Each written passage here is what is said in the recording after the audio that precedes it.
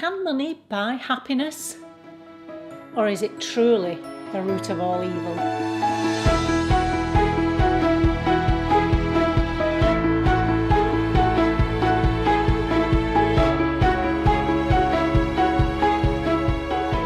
Hi, my name's L Conroy. Welcome to Happy Stuff and Fluff, a channel for women over 50 who are getting happy and growing younger. Okay, so if you've been with me for 12 months or if you've read Stitch Your Own Silver Linings, you probably have an idea of what I'm about to say. I'm going to read a little bit from that great philosopher, L Conroy, in a second. But first of all, let me tell you why this video came about. When I asked for questions for the question and answer videos, of which there is a part 2 coming and possibly even a part 3, one of the questions that came in is such a big question that I could actually devote 12 months worth of videos to it, but I'm just going to talk about it in today's video. And the question is, do you think true happiness is an inward thing or something that can only be attained by external sources such as other people, material goods? Okay, so it's a complicated question. Really, and this debate, I guess, goes on and on. There is no debate for me. It's quite simple, in fact. Anybody who says money can't buy happiness is not spending it right. Okay, that's the first thing. I think we have such a downer on money and people with money or people with lots of money. I was brought up around the notion that money is the root of all evil, which is why I called the video that.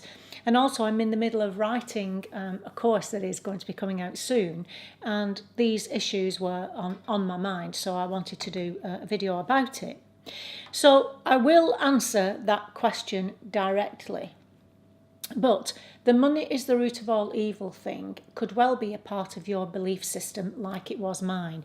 And it can be quite difficult to break out of belief systems, as we've talked before. If it is, then you're always going to have this thing that it isn't good to have too much money. And you probably even feel guilty if you do have lots of money. Some people feel guilty about earning lots of money. As I said, it's about how you spend it. It is not about actually having money. Money in and of itself is not powerful. It's what you do with it. And I do believe in the Bible, it doesn't say money is the root of all evil. It says the love of money is the root of all evil. So let's get that one out of the way. Money is the root of all evil. It is if you believe it is. It's as simple as that, and I don't, because we see all the time the good that money can do, and that's the point I'm making about money can buy happiness if you spend it right, and by that, of course, if you spend it helping other people. It's as simple as that. As my mother said, there's only 2 reasons to have lots of money. One is to travel, and one is to help other people. That's that one. Put to bed. So, in terms of material goods, let me talk about other people first. Obviously, our relationships, I keep saying this, are at the top of the list in terms of what's going to help us to increase our happiness the most. Quality relationships are important to us and therefore give us happiness. So other people can give us happiness. Loving other people and having other people love us back gives us happiness. What we have to be careful of is giving all our power to another person.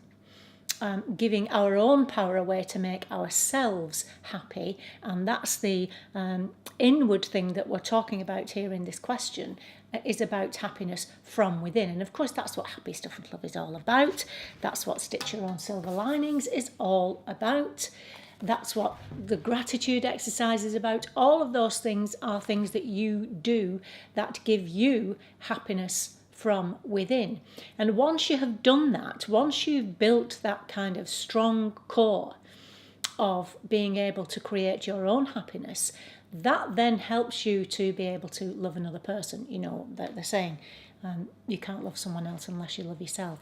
And so on Happy Stuff and Fluff, that's the bit we're concentrating on, getting you in the right place from your belief systems, your thoughts and so on, to enable you to then go out and have healthy relationships, but not depend totally on other people to create your own happiness. So that's that. Now, material goods. Do they bring happiness? Well, I know this is not going to be popular, but I think yes, they do. However, let me just read, obviously it's such a big subject this, but just let me read what I say in the book. Material goods, in and of themselves, don't necessarily make you happy.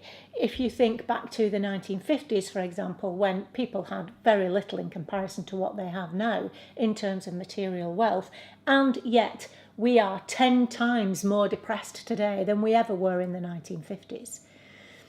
And we are obviously financially better off, so that kind of knocks that one on the head. Income has risen along with the standard of living, and our lives have become much easier, but we are not happier now than we were back then. Gosh, I think somebody needs to clean their glasses.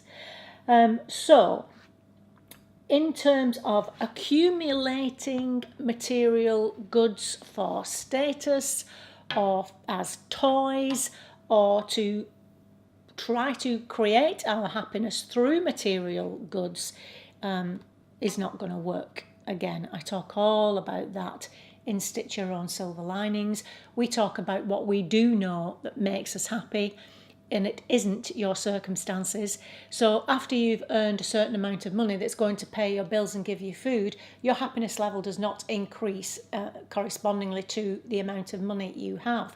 And you'd be surprised at how little that is. I think it's probably 40,000 a year in the UK, obviously a little bit higher than that in the States. But after that, your happiness doesn't rise if you earn millions of pounds. Again, we talk about lottery winners who obviously get lots of money. Although I must admit, I do find it irritating when I see, again, forgive me for saying this, but lots of celebrities or lots of wealthy people telling us that money's not going to give you happiness. I think that can be a little bit condescending.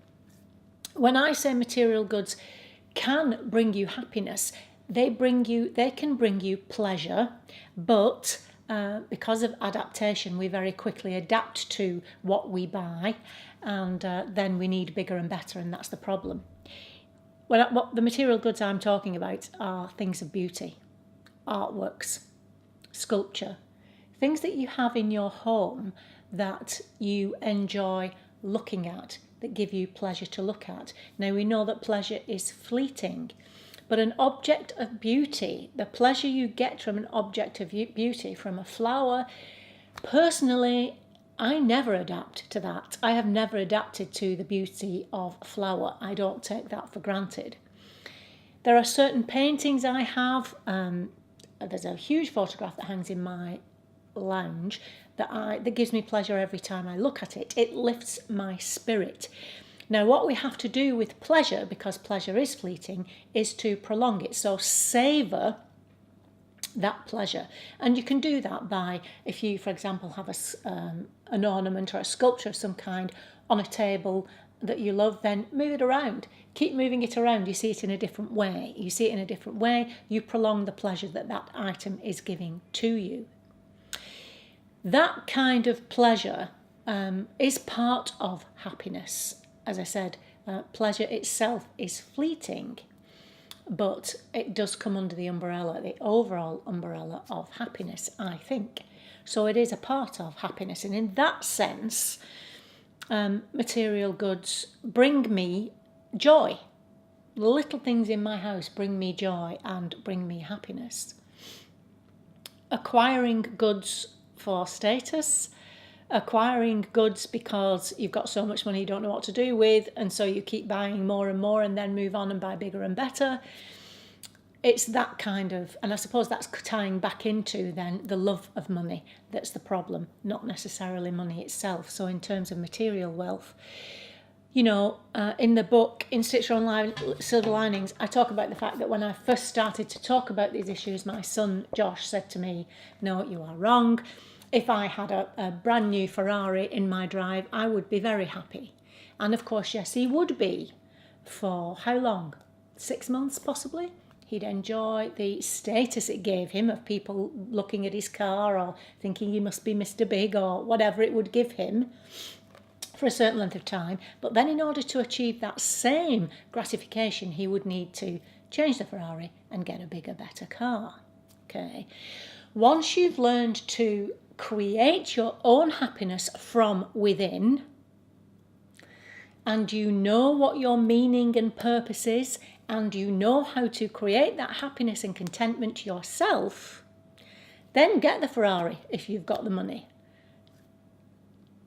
You know, it's if you are attached to that, because that's the only thing that's going to give you happiness. So that if you then lost the Ferrari for some reason, what would happen to him then? You know, this comes back to the Buddhist principle of being able to let go and not be attached to material goods. And I think that's the key point. And I'm speaking here of a person who has completely lost a business and everything that went with it, all the wealth that went with that. Not my home, fortunately, but the cars, the holidays, the nan, all of those things, lost them all and started again. Now, so I know what that feels like. It won't happen again, because if today I lost everything I own, then I know, without a doubt, it's not going to change my deep core sense of happiness and self-worth. Now, I know it's a complicated subject, and doing it in 5-10 minutes is a very difficult thing to do. That's why I wrote the book. That's why I'm writing a course at the moment to talk about this in more depth. But for now, that question, do you think true happiness is an inward thing or something that can only be attained by external sources, e.g. other people and material goods? I think you've got to get the sense of inner happiness first. Spend money wisely, and then enjoy the things that money that you've presumably earned and worked for can give you. Okay, I bet quite a few of you disagree with me there. That's okay.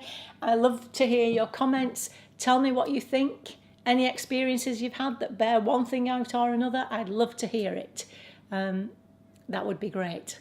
And next week I'm going to continue, I think, with the question and answer, because I'd like you to get to know me a little bit better in that respect. And until then, remember that on the happy stuff and fluff, we are getting happy and growing younger. Thank you for sending that question in. Keep sending your questions in, because I do want to do a part 3 at some point. And until then, I'll see you soon. Okay, bye-bye.